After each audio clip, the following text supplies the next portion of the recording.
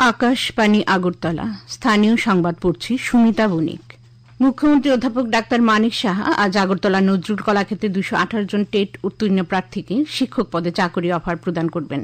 এর মধ্যে অস্নাতক শিক্ষক পদে 66 জন এবং স্নাতক শিক্ষক পদে 162 জন অফার পাবেন।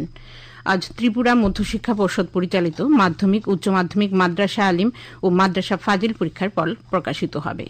পর্ষদের সচিব দুলাল দে জানান, www.tbsc.tripura.gov.in, www.tbsresults.tripura.gov.in, www.tbsc.tripurainfo.com, www.jagaronjosh.com, www.results.shiksha.com এবং www.indianexpress.com ওয়েবসাইটে ফল দেখা যাবে।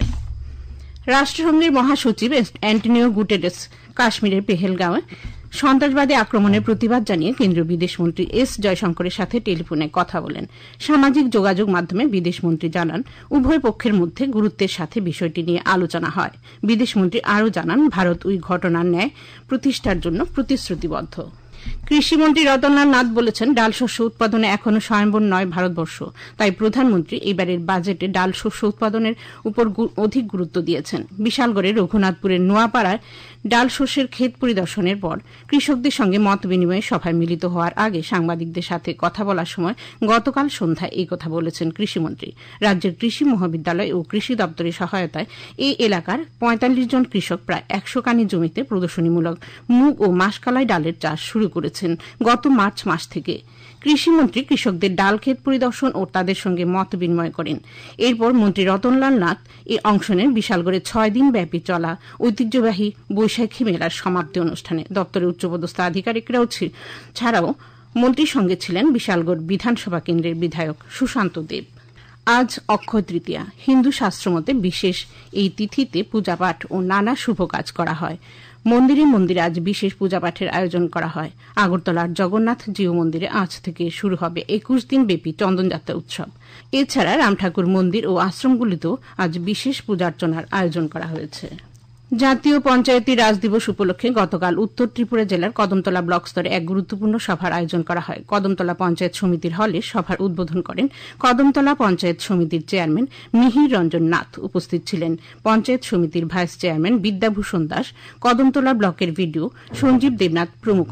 সভায় গত 2024-25 সালের কাজের সংকলন ও 2025-26 সালের বার্ষিক কর্ম পরিকল্পনা নিয়ে একটি বার্ষিক বুকলেট প্রকাশ করা হয়। নারিকেল এবং সুপারি চাষকে আরও সমৃদ্ধ করতে কৃষি কলেজে একদিনের কর্মশালা অনুষ্ঠিত হয়। গতকাল অনুষ্ঠানে কৃষক ও কৃষি কল্যাণ দপ্তরের অধিকর্তা ফণীভূষণ জমাতিয়া জানান, কর্মশালায় বিভিন্ন রাজ্যের বিভিন্ন প্রান্ত থেকে আগত কৃষকদের উন্নত প্রজাতির নারিকেল এবং সুপারি চাষের উপর প্রশিক্ষণ দেওয়া হয়েছে। অনুষ্ঠানে অন্যান্যদের মধ্যে উপস্থিত ছিলেন হর্টিকালচার দপ্তরের অধিকর্তা দীপক কুমার দাস, নাবার্ডের জেনারেল ম্যানেজার দিগন্ত কুমার দাস, কৃষি কলেজের অধ্যক্ষ দেবাশিস সেন প্রমুখ। ত্রিপুরা ক্রিকেট অ্যাসোসিয়েশন পরিচালিত মহিলাদের ঘরোয়া টি-20 সিনিয়র ক্রিকেট প্রতিযোগিতা গতকাল থেকে শুরু হয়েছে। প্রথম দিনে 3টি মাঠে মোট 6টি খেলা হয়।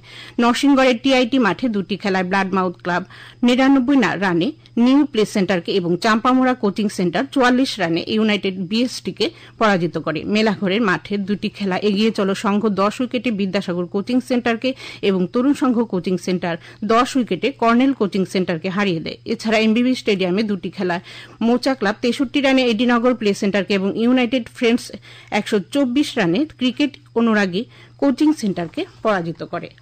এখন আবহাওয়ার খবর। আবহাওয়া দপ্তর থেকে এক সতর্ক বার্তা জানানো হয়েছে। ধলাই ও খোয়াই জেলায় বজ্রবিদ্যুৎ সহ হালকা বৃষ্টিপাতের সম্ভাবনা রয়েছে। কিছু কিছু স্থানে বজ্রবিদ্যুৎ সহ হালকা ও মাঝারি বৃষ্টিপাতের সম্ভাবনা রয়েছে। আজ দিনের সর্বোচ্চ তাপমাত্রা থাকতে পারে 32.2 ডিগ্রি সেলসিয়াস কাছাকাছি। আজ ভোরে সর্বনিম্ন তাপমাত্রা ছিল 22.8 ডিগ্রি সেলসিয়াস।